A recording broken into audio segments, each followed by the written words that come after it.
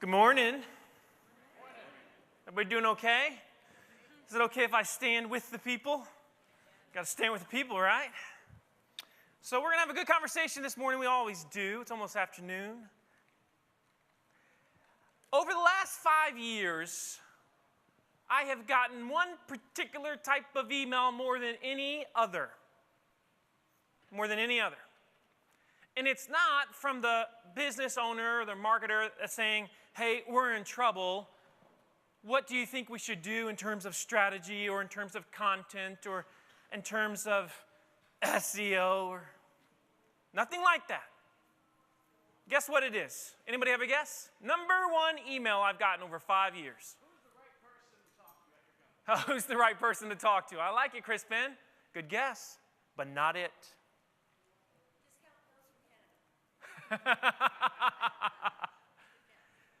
The number one email I have gotten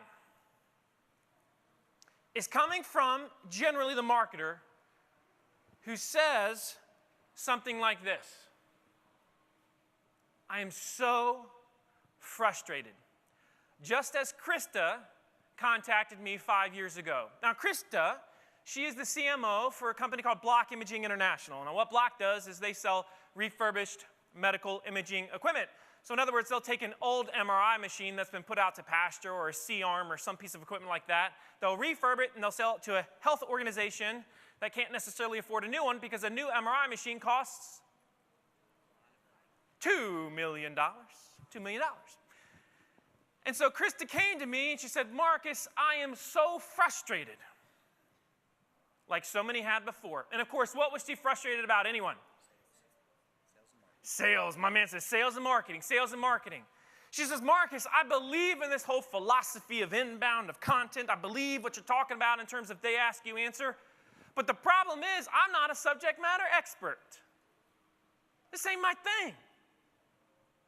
And I go to my sales team, I go to my leadership team, and I say, hey, help me produce these videos. Help me produce this content. Help us become these teachers that we need to be.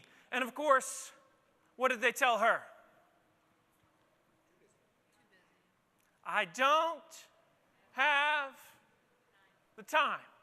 And in life, let's be honest, when someone tells you they don't have the time, what are they really trying to tell you without actually telling you? I don't care. And when people do not care, there is always a reason. There's almost always a fundamental reason why they say, I don't care. Anybody have a guess as to why they don't care? If your CEO is sitting there saying, oh yeah, this whole content stuff, I'm just not, we're so busy. How in the world are we going to find the time to do that? If your CEO says that, if a CEO says that, really what is happening with that person?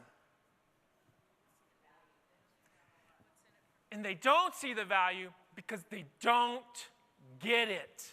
They don't understand it. It wasn't explained to them. One of the biggest issues we all face, we have this, the number one issue in our industry right now is buy-in. By far. Buy-in from leadership and buy-in from sales.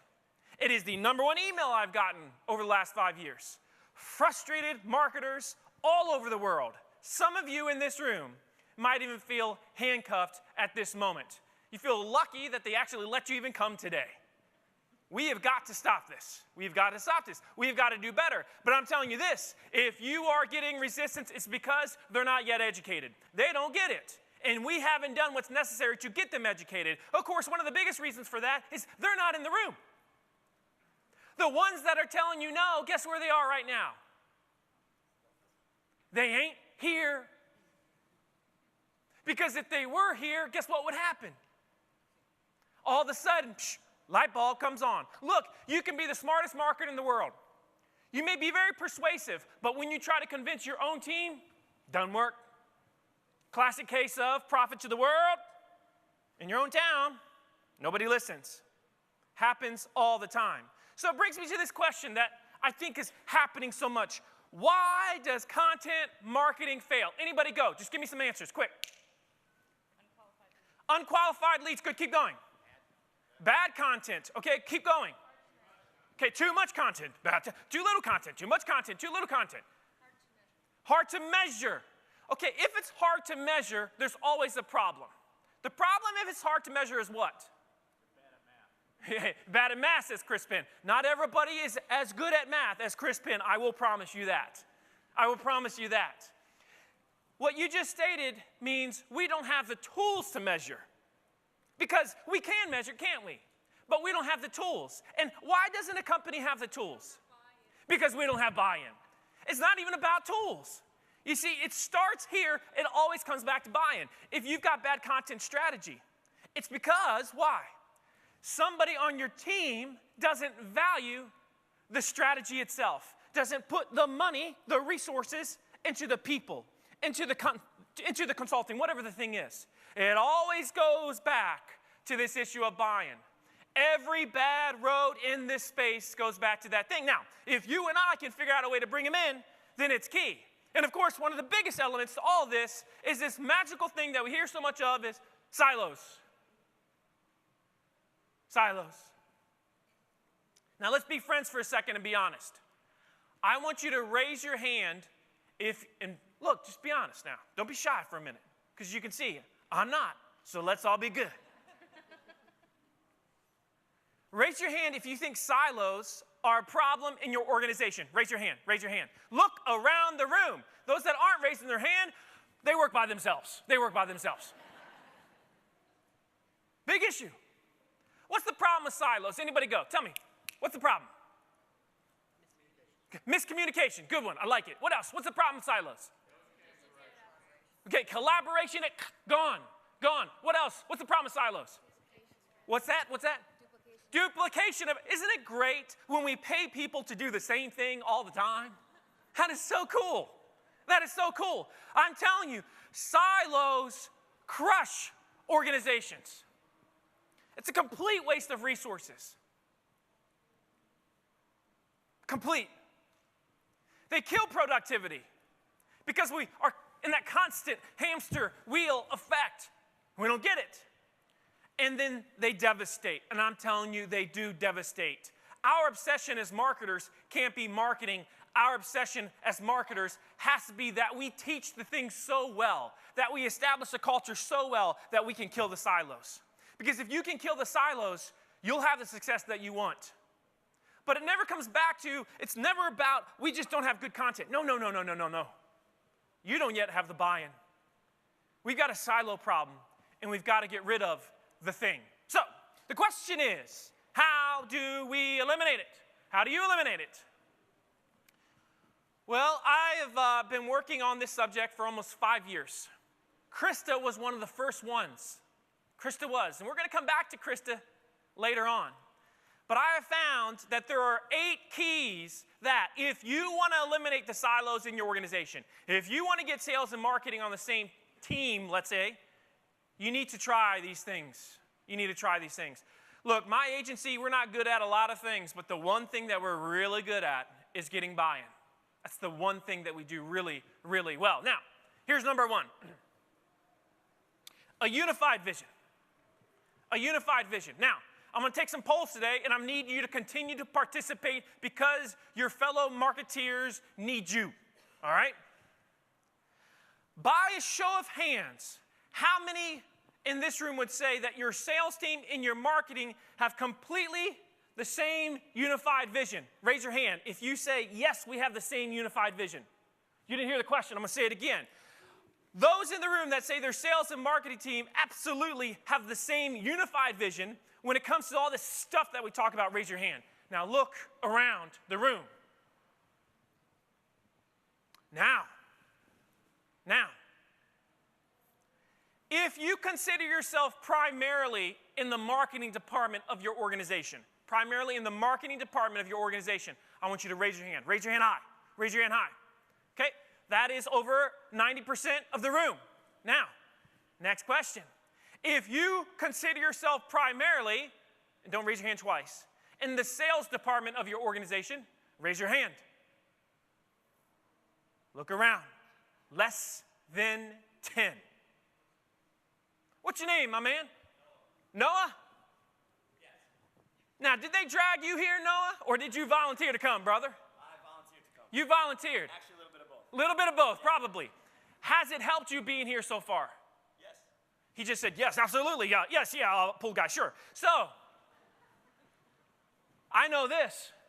Noah will not be the same when he leaves this event. And when marketing comes to Noah and says, can we have your help? Noah says, I get it. I will make the time because he's here.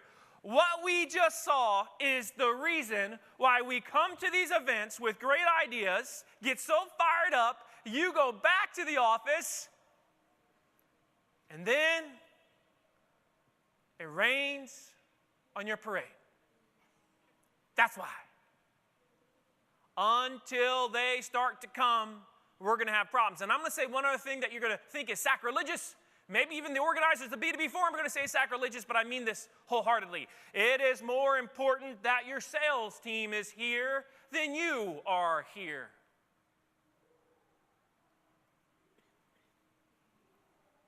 It is more important that your sales team is in this room than you're in this room. Because here's what's funny. I'm going to tell you everything you already know. I'm not going to say anything new this morning. Now, I'm going to make you feel good because you're going to say, I'm not alone. I'm not alone. Now, that's nice. But that's not why we're here. We're here to create change, aren't we? To take action. And if we're going to take action, we got to have everybody on board. My challenge to you is that when you think about it, when somebody in your organization is talking about all things digital, that they're not saying, well, my department. It's not about my department. It's our organization. That is the goal. Our organization, that is the goal. I want you to think like that. I want you to teach it like that. I want you to have a culture like that. Number two. When you embrace content, when you embrace inbound, you have got to start it right. You know how many times somebody has started a content marketing campaign with an email? You cannot start content marketing cultures with emails. Can't do it. Can't do it. Another poll. I need your help. Need your help. This is one of those where we're all just learning this morning. All right? Crowdsource. Real cool. Real time. So, by a show of hands, how many of you started your organization's content marketing efforts with a full-blown workshop that included leadership and the sales team? Raise your hand. We got one?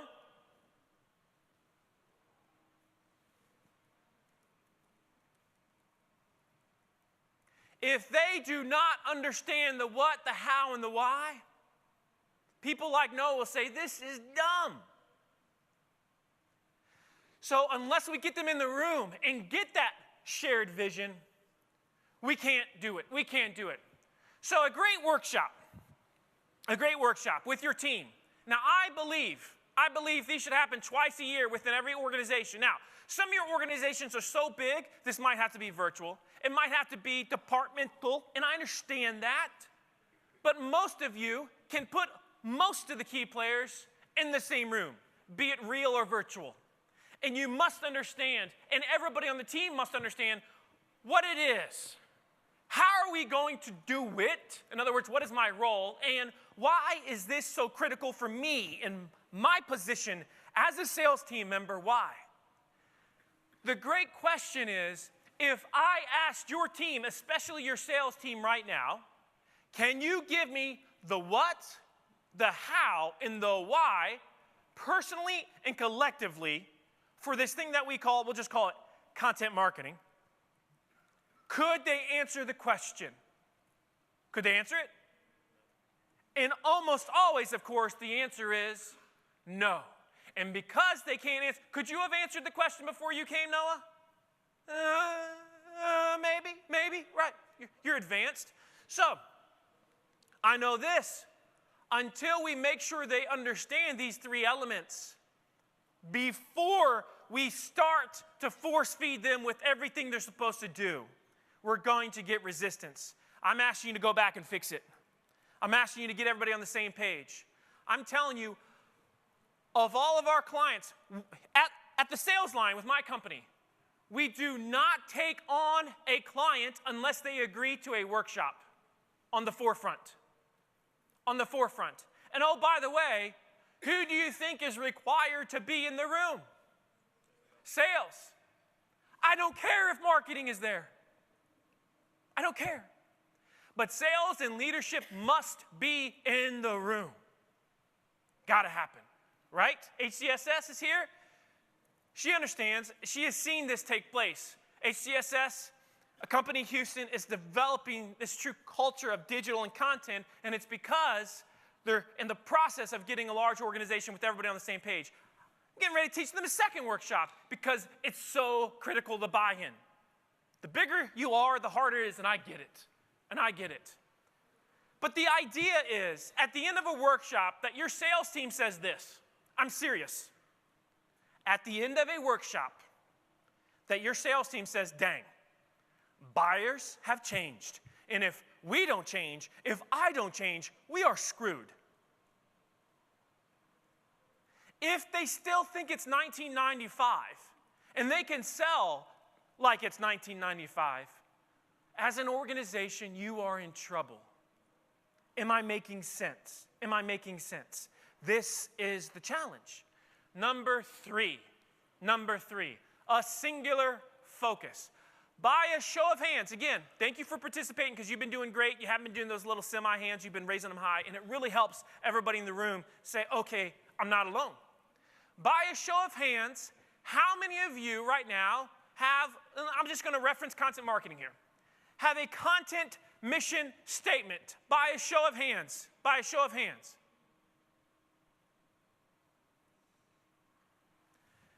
And here's where it gets interesting. So less than over 90% of all organizations that are doing content don't have a content mission statement. And of the 10% that do have a mission statement, 90% of their team has no idea what that mission statement is. Effective. My man said, that's effective. Yes.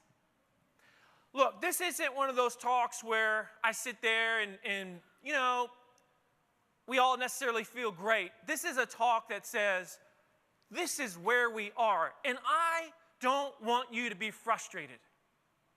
Some of you in this room feel like a stallion that is ready to run. You were born to run. You are ready to exercise your skills. You want to produce great content. You want to run campaigns that you know are creative. You want to build the company's brand and become the most trusted voice in your space. You want to do it because that's what stallions do, but you can't. And because you can't, because you're fenced up, you want to jump the fence.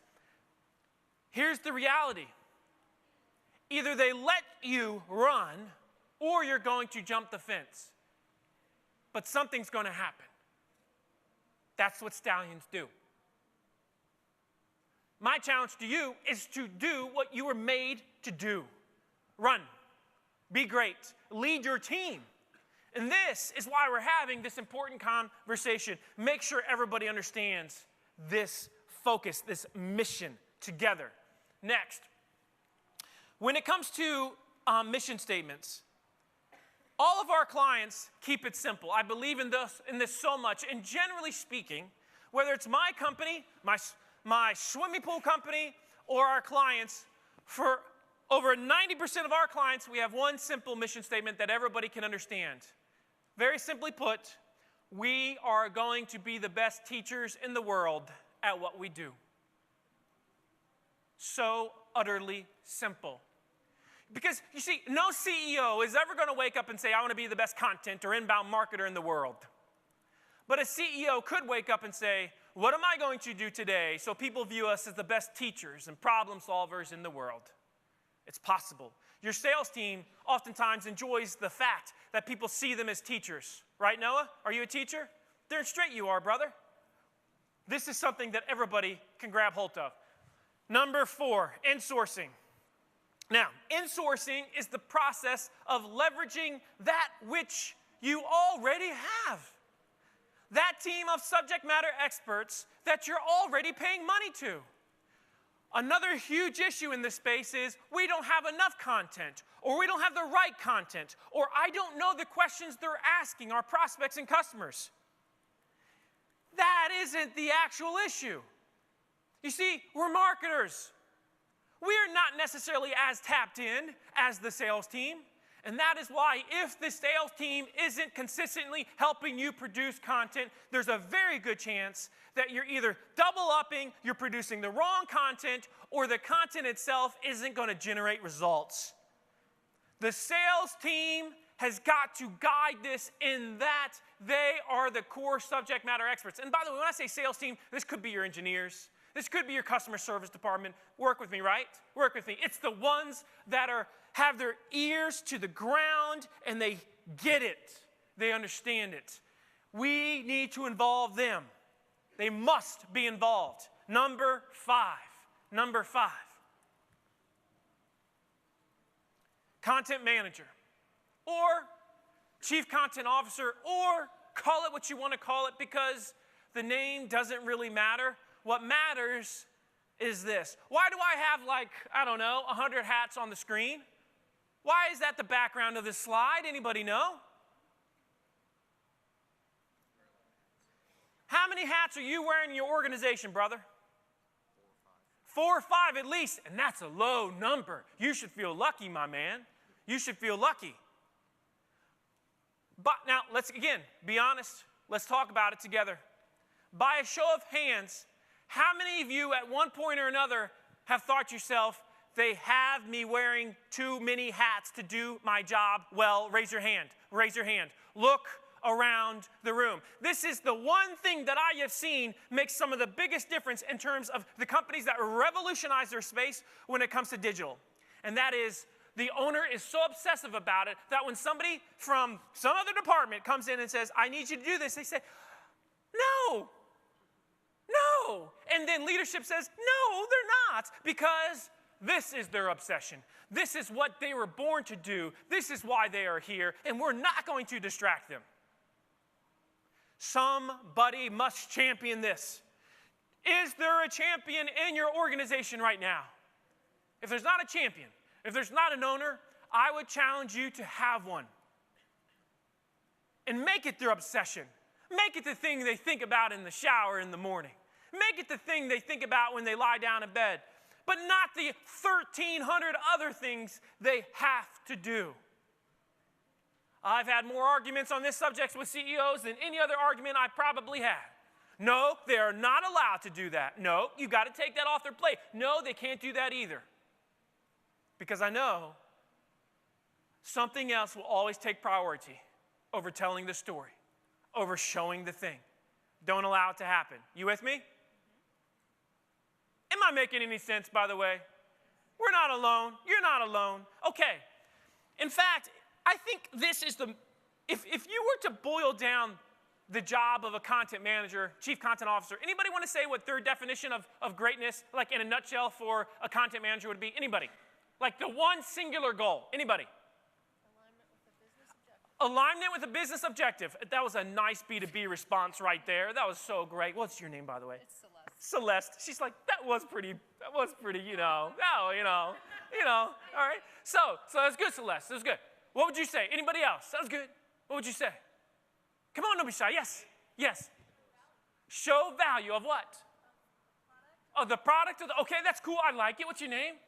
Debbie? Good? Like Debbie Gibson? Did you ever hear her? No, she's way before your time, but she was actually good once. Okay? Anybody else have one? Okay? Yeah, make content I learn. I like all these things, but I'm going to throw one at you that I don't think you've ever thought about. This is the approach that we take with organizations. You see, over the last 3 or 4 years, I've probably hired about 40 content managers for different organizations around the country. They oftentimes say, they come to us, and I say, you've got to have somebody own this. We don't have an owner. Well, you need an in-house champion. We go and we get one. Here's the goal of this person. I want to make my sales team look like geniuses. I want to make my sales team look like geniuses. Because if you're good at your job, guess what? Your sales team does look like geniuses. They get the byline, not you. They're the one on the video, not you. Sure, you're maybe the interviewer, but they are the star. But here's what happens. When the sales team, when we elevate their brand and we make them look like stars, what happens to each one of those sales team members? What happens? They want to help. They get excited. And the ones that aren't participating, guess what happens to them? They get jealous. They want some of that action. All it takes is one good salesperson that you develop a relationship that starts to participate, and then everybody else starts to follow in. And then you have this contagious trickle-down effect. And everybody wants to be a part of a winner. Of a winner. And when you see HCSS, one of the conversations we were just having, if I may divulge, we were just having, so they've got two types of sales team. This is why we're going to have a secondary workshop. This is something that never stops. They've got a group that is using content in the sales process that is participating, and they are crushing.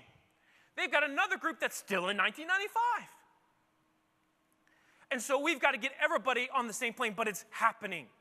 They're bringing in more and more converts every single day. It's a movement in the organization. They got a lot of sales team members, but we're bringing them all around because they see the results. They see what happens with closing rates when that person is so good, when the prospect has looked at so many videos or read so many articles or seen so much from that salesperson before they have the initial sales conversation that they come to the organization and they say, is such and such there? Because I would like to talk to him, because I was watching his video, because I was reading her article, and I love how she thinks about this. I would love to talk with her. Is she there? You know what's interesting? If you're doing your job the right way, here's what's fascinating. What's fascinating is you start to get calls specifically for sales team members, just like Block Imaging did. I'd like to talk to that gal or that guy that was on the video. That's powerful. And everybody in the organization turns their head when that happens. That's the essence of what we're talking about. Now, in conjunction with that, we need to make this our greatest sales tool,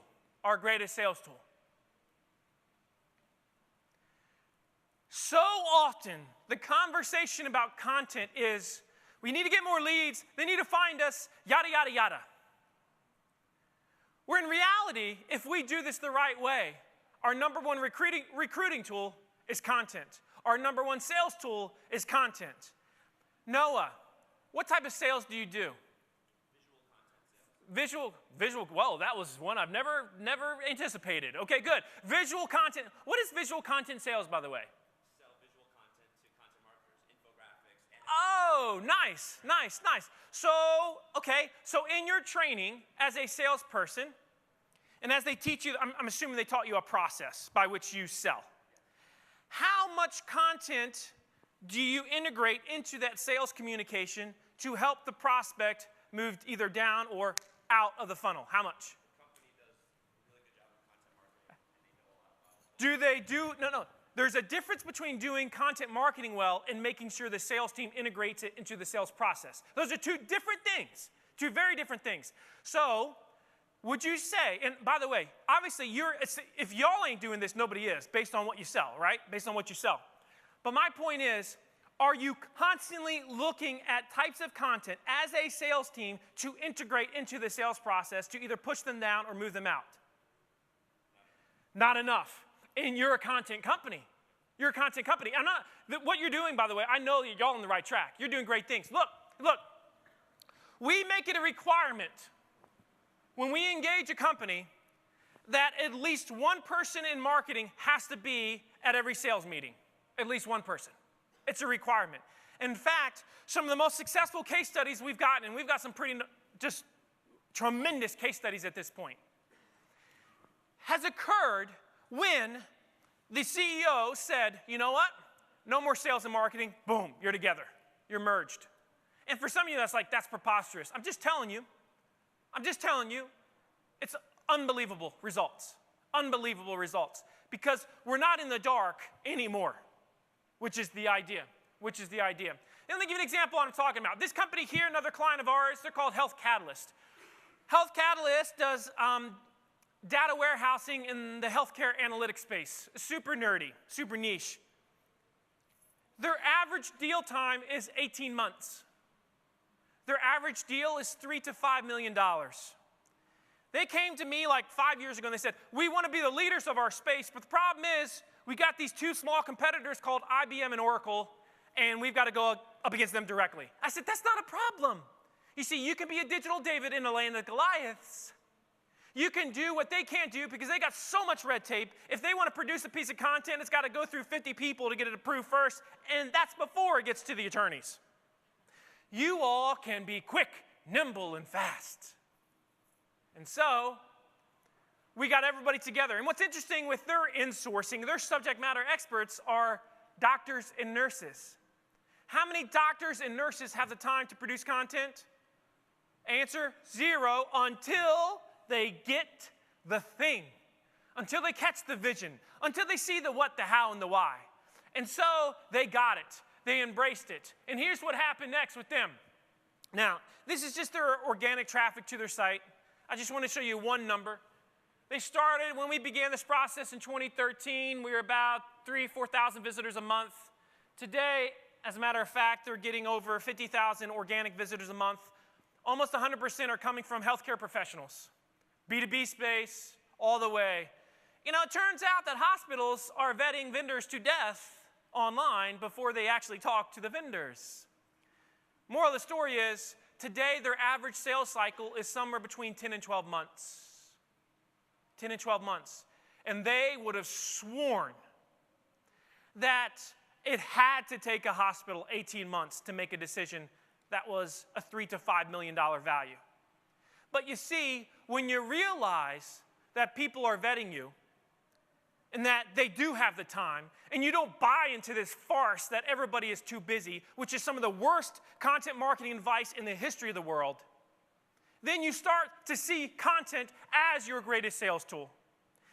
And you integrate it into the entire sales process.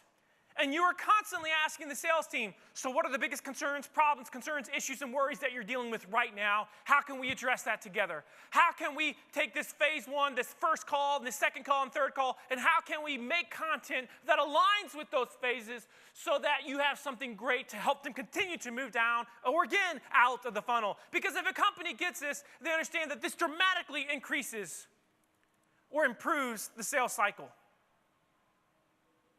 Makes it faster. Get to yes quicker or get to no faster, but either way, you get there faster. And now you have more time to do that, which is more productive, whatever that thing is. You see, when you get the sales team into this, they start to realize, wow, they're giving me back my time. They're making me better.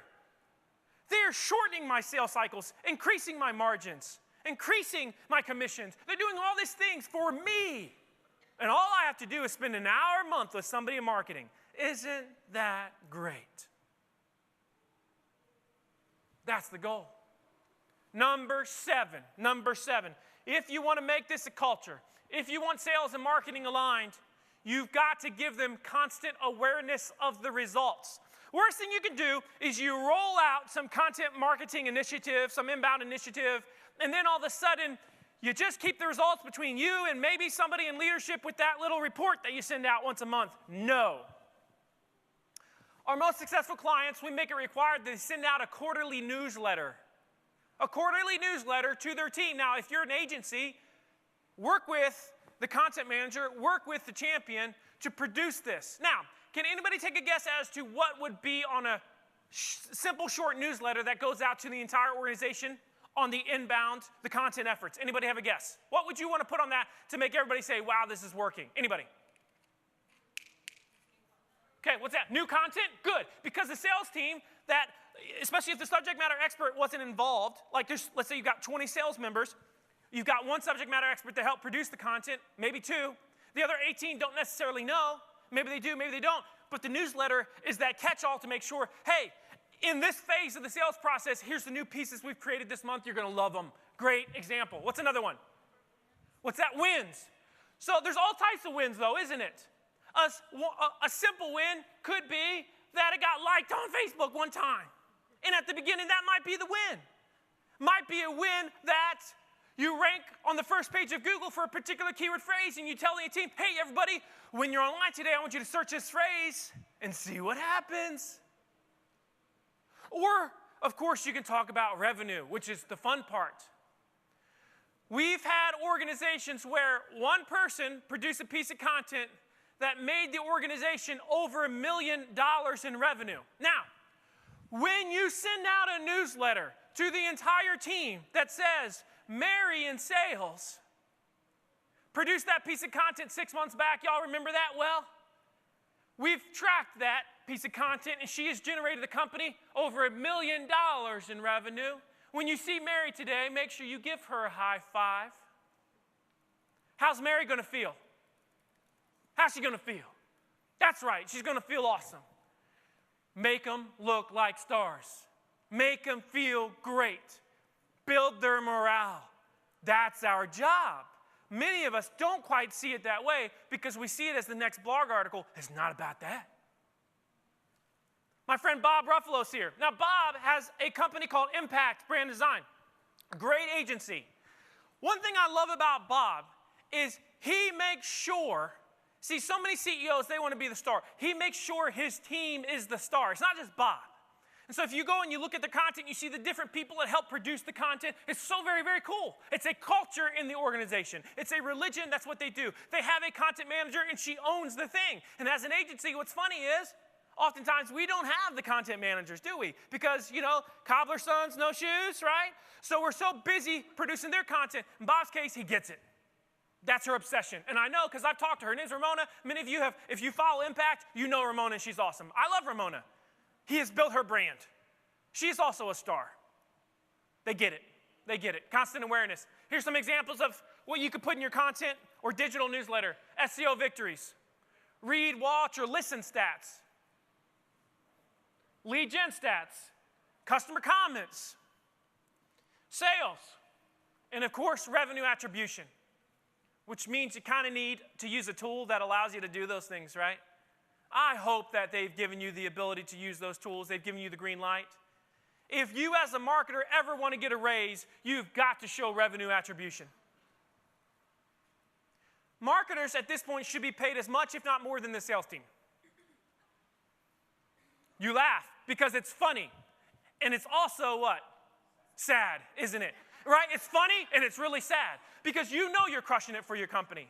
You know you're generating revenue for your company. Heck, you're handling, as we've heard from Forrester, 70% of the sale. Notwithstanding, you're getting paid way less than the salespeople. I'm assuming, I don't know for you, but I'm assuming. You might be like, hey, I'm getting paid like $500,000 a year, Marcus. What you talking about? What you deserve. But the point is, if we do not measure these things and show our value, then we can't go to leadership and say, look what I have brought you. And I hope you're having that conversation. Because when you have that meeting with them, I want you to say, this is the value of my position. I'm bringing you $2 million in revenue a year. That is so powerful. Are you with me? All right. One more. Number 8. Make it required of your sales team and your subject matter experts. Does anybody in the room raise your hand if you use a CRM? Raise your hand if you use a CRM. Okay, good. Now, I'm going to ask you a question because it's a lot of us in this room.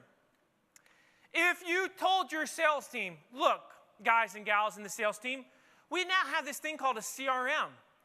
It would be really great if you could enter the data from your sales into the CRM. Now, if you don't get around to it, try to get it done at some point, but this is what the CRM does for us. If you did that, how would it work out for you? Laughable. I have polled this, I have researched this, and this is what I have found. That unless you tie CRM data entry usage to compensation with the sales team, they don't do it. Now, some of you might say, well, we've managed it. It's a culture and everybody does it. Sure, but you're also an engineering firm. You don't count. The rest of the world with sales teams, they, generally speaking, don't like to do data entry. until they start to see the value, until you make it a habit. And so sometimes I hear companies say, well, I don't think we can require this of our sales. What the heck? Yes, you can. Because there's lots of things we require, and sometimes we have to require it for it to become a habit so that they get it. Does that make sense? Does that make sense? Make it required. Make it required. So in reviewing these 8 steps, number 1, let's have a unified vision shared by all. Number 2, let's have a workshop where everybody has the what, the how, and the why, and the workshop should be biannually, at least in my opinion, from what I have found. Number 3, singular focus is a key. Does everybody see it? Do they understand the mission statement just like you? Number 4, leverage your existing subject matter experts, especially the sales team. Involve them in this process. Number 5, somebody must own this, and that somebody can't be wearing 100 other hats. It's got to be their obsession. Number 6, make it your greatest sales tool. Help them use content throughout the entire sales process. Number 7, do what it takes so that they have constant awareness. And number 8, make it required. Now, let's go back to my friend Krista, who is a great follower on Twitter, by the way. She's just such an amazing person. Like many of you, a passionate CMO. When she came to me 5 years ago, and we were driving from the airport to the workshop, she was in tears. She was so frustrated because she knew it would work, but she also knew she didn't have the buy-in. And she saw this as her last-ditch effort, or she was just going to move on because that's what they do. Stallions run. And Krista is a stallion. And so we had the workshop in August of 2011. At the time, they're getting about 8,000 visitors a month to their website. And of course, this is where the website has gone. Another B2B company selling to health organizations. We had 65 people that day in the room. Since that day, over 45 of the 65 that were there have helped contribute content in some way, shape, or form to the organization. They have a true culture. And this is a direct quote from Kristen. Now keep in mind, they do about $30 million a year annually, so it gives you a gauge on impact. Because she's using the right tools to measure the results, she can say this: because of insourcing and content marketing, we can account for at least 20 million in sales we otherwise never would have gotten. I hope that you have a statement like that you can make right now. If you don't, my challenge is that you can in the next year make that statement to your team, because it's such a big deal. Validate your worth. Your worth is great. And unfortunately, too often your team doesn't know the value that you bring to the table. We've got to show the thing. Now, I've got to also show you this. This email is one of the greatest emails that I've ever gotten. It came from Krista 6 months ago. So this is 4.5 years or so after the initial workshop. Once we started to get on that train where everybody had the same vision. Now, this came from a sales team member to her. And this is what it says. Guys, y'all may be sick of hearing these stories, but I still get a kick out of it. I just had a conference call with a pain management center in Arkansas. Come to find out, before we even spoke, the purchaser had printed off several of my blogs to bring to her board meeting and enabled her to answer questions on comparison models, budgets, what equipment they needed, etc. She had read and seen so much of her content, she said she couldn't wait to talk to me. She told me who my competitors were and how much they were quoting. Even when I told her we would likely charge more, she said, but I trust you guys. I'd rather work with you. I realize they don't all line up like this, but when our funnel is working at its best, it is so, so, so sweet. I'm sure I could still find a way to script the deal, but the point is, I couldn't be better set up to succeed. The effort to produce the content is worth it. Thank you to the stellar efforts of our marketing team for really setting us apart. My question for you is simple. When was the last time your marketing department got an email like that from sales? Bring it all together. Create the culture. Don't skip the steps. Make sure they're here next year. Make sure leadership is here as well. Show your worth. Validate you, because your value is very, very high. That is my challenge to you. Thank you very much. Real quick, if anybody, hopefully you have the slides. If you have a question or if you want to copy the slides, then just email me. It's marcus@thesalesline.com. I'm happy to send those to you. I think we've got time for questions, and so I would really love it. Now listen, I've probably worked with an organization similar to yours, so now is the time to ask the question, especially if you don't believe something I said. Say, Marcus, I don't understand this. Questions? Anybody? Right here. Is the content manager also in charge of tracking the analytics? Great question.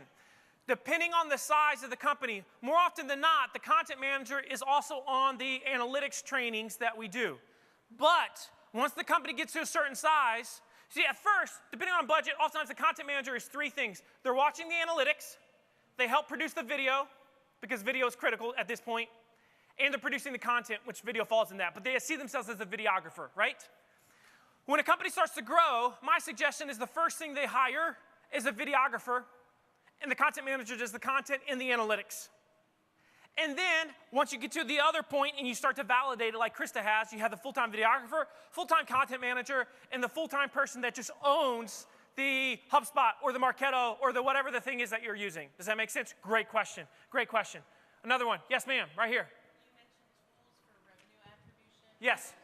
Tools for revenue attribution. Look, at this point, there's a lot. If you have no budget, use something like a lead lander. If you have the budget, if you're generally 1 to 100 million, I recommend something like a HubSpot. If you're 100 million higher, you might go Marketo, you might go Pardot, you might go Eloqua. Now, by the way, there's companies in both of those. Those are the generals, but you've got to use something at this point to tie the lead back to where they came from, the piece of content, the article, the video, the campaign, the social thing, whatever that thing is. Another one. We've got a few more minutes. Come on. Yes, ma'am. You mentioned that a good way to reduce the silos is getting sales and marketing in the same room, but structurally, how do you actually make that happen? Because our sales and marketing team works quite well together, and I think they would be amenable to having a marketing person at their meetings, but I don't know how much more closeness we can make when also geographically we're completely spread out. You know, again, the issue here is the principle is that we work together. The application is where your company feels this out, and then you go with whatever works best for you. But I can tell you, the biggest key is when you have the sales meeting, that at least one person from the content team or from the marketing team, but depending on the size, we'll just call it the content team, is in the room and is hearing the concerns that they're having. And they return and report. Last question, right here. Last question, Celeste. Yeah, so it seems like we can never get consensus among sales. You ask one sales guy what's important, he says something, she'll say something else, and we don't know how to manage all those varied views. So it's true. She asked, what if we don't get consensus with the sales team? Well, if you poll the right way, if you do it the right way, in other words, if you have open debate sometimes over what's valuable to them, they might start debating. But if you do different types of surveys with the sales team, which we've done before, depending on the chemistry of the groups, then you take that and say, this is what you told us. And then you refine that over time as to what's getting the greatest results and what, because somebody that says, I don't need that, might later on say, it's really, really good. And so I would use that light, but the key is that you take at least one of the top 5 things that they need and say, let's go with this for now. Again, apply it, but the key is the principle, bring them together, focus on what's important. You guys have been great. Please email me with questions. Have a great, great day.